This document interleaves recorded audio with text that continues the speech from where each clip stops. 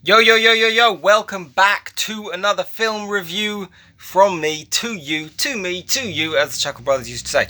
I am going to talk right now about a film called Talk to Me. Now, you could easily be misled into thinking that this is a film about relationships, because talk to me is something that girls quite often say, isn't it? Talk to me, talk to me. Why don't you just open up to me? Tell me what's going on in your mind. Why don't you talk to me anymore? Why don't we talk like we used to talk? Anyway, all of that jazz, but it's not that at all. In fact, it's actually a horror movie, and it's a really, for the most part, very, very good horror movie. I really, really enjoyed this film. This is an Australian horror film, which is probably not entirely relevant, other than the fact that it makes a nice change, I suppose, to go to the cinema and see an Australian movie. You don't see that too often, let alone an Australian horror movie. Korea made a giant impact on the horror movie scene and even came over, breaking through into the West. But this is a little bit more rare. Some of the characters, I must say, right off the bat, are a little bit annoying. There are a number of characters where you don't necessarily care a great deal about them. So that's one flaw, because when it comes to horror movies, in a kind of quintessential stereotype, the lucky ones die first being the tagline of well, probably more than one horror movie. If you think these people might not survive to the end, you generally want to care about them because it means something more to you. And in this, they're all perfectly, the main ones are likable. There are a few who are just slightly irritating. And I would say that sort of prevents it being one of the really being in the field of a truly, truly great film overall. But it's much more interesting and of a much higher caliber than the generic, oh, who's going to die next? American Hollywood horror movie, as of late especially. And one thing that I have to say is really very good about this film is it's very, very aware, and does it superbly well. It's very aware, or it highlights that there is a darkness, there is an evil, and there is a good. And in so many recent horror films, they've glamorized the negative, they've glamorized the evil, they've glamorized the zombies, they've glamorized, the darkness. Recently, this year, the Evil Dead Rise came out, kind of a follow-on from the classic Evil Dead trilogy. And I'm not going to review that film through, but I'll say I really didn't like that film predominantly. And one of the reasons is because it really just glamorizes the dark.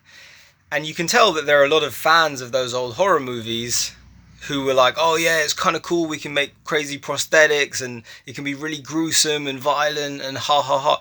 And it's like, yeah, okay, but one of the reasons those classic horror movies work is because they give us good people and we don't want bad things to happen to them. And even a film like The Evil Dead, as ridiculous as it is in an almost Three Stooges fashion, it's got this ridiculous kind of over-the-top humour that's embedded in it.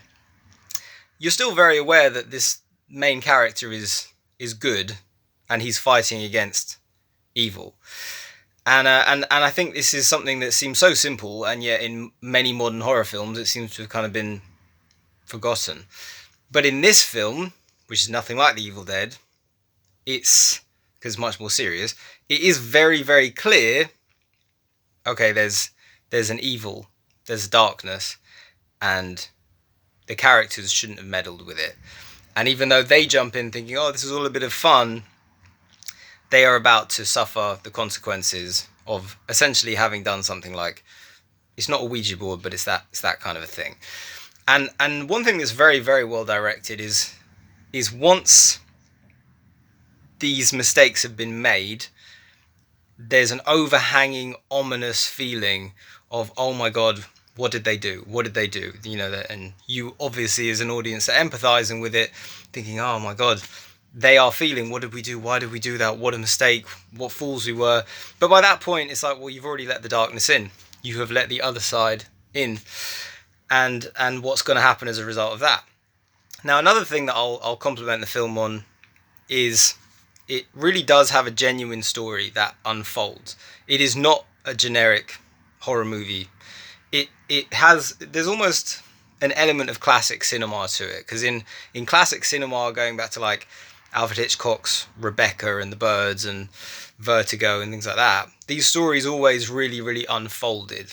Now, this is stylistically different to that kind of a series of films, but those classic films tended to be based on novels, and novels did not have a very basic ABC, Act 1, Act 2, Act 3. For some reason, that's become quite staple in modern cinema. Who knows why, considering some of the most loved films of all time don't follow it, Quentin Tarantino being just one example. But this film really does unfold and unravel in a way that keeps you interested and keeps you on the edge of your seat. It's very tense, and it's, yeah, I mean, testament to it for doing that, and for doing that well. It kept me guessing, and it wasn't that predictable, and it wasn't like, okay, yeah, we're coming to the end now. Like, it's far more interesting than that. There's one thing that I do think is quite interesting about the film, and I think it's unintentional, but I could be wrong. And that is, generally in these horror movies, going right back to The Exorcist, which is very serious, or going into something like The Lost Boys, the film about teenage vampires, although they live forever, so they're not really teenagers because vampires don't age. But all of them generally have this redemption in a way, in that if you're faced with evil, there is a way out. And the way out, especially in American films, tends to be Christianity. So in The Exorcist, it's like, okay, there's this great evil, but you can call an exorcist, you can call a priest, you can get holy water and crosses, and you can pray, and there's hope there.